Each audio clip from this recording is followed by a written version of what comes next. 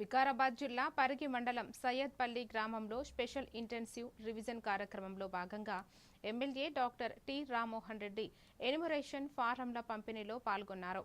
Vote హక్కు ప్రజాస్వామ్యానికి పునాది అని పేర్కొన్న ఆయన ప్రతి అర్హుడు ఓటరు జాబితాలో పేరు నమోదు చేసుకోవాలని పిలుపునిచ్చారు. కాంగ్రెస్ బీఎల్ఏలు నాయకులు ఇంటింటికి వెళ్లి ఫారంల పంపిణీతో పాటు కొత్త ఓటర్ల నమోదు వివరాల సవరణలో సహకరించాలని సూచించారు.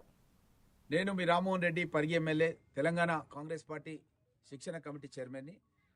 ఈరోజు నేను పరిగి మండలం సయ్యద్పల్లి గ్రామంలో ఉన్నాను. ఇక్కడ ఇద్దరు బిఎల్ఓలు ఉన్నారు, అదేవిధంగా బిఎల్ఏలు కూడా ఇద్దరు ఉన్నారు.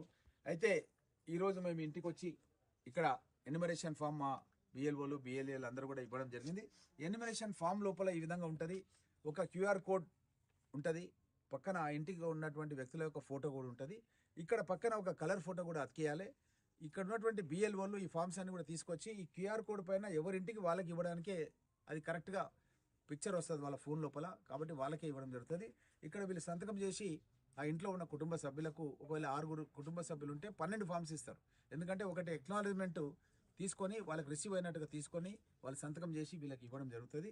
ఈ విధంగా చేస్తూ మేము కూడా కాంగ్రెస్ పార్టీ తరఫున నేను చైర్మన్గా ఒక లింక్ కాంగ్రెస్ పార్టీ నాయకుల కార్యకర్తలకు పంపించిన. ఆ లింక్ ఓపెన్ చేస్తే 2002కు సంబంధించినటువంటి ఎవరైతే మన దగ్గర నుంచి షిఫ్ట్ అయిన వాళ్ళు కానీ, కొత్తగా వచ్చిన వాళ్ళు కానీ, కొత్తగా పెళ్లిళ్ళు చేసుకున్న కోడళ్ళు కానీ, వాళ్ళకు కూడా ఏంటంటే వాళ్ళ ఇంటి పేరు మీద గతంలో ఉన్న డాటా ఉంటుంది.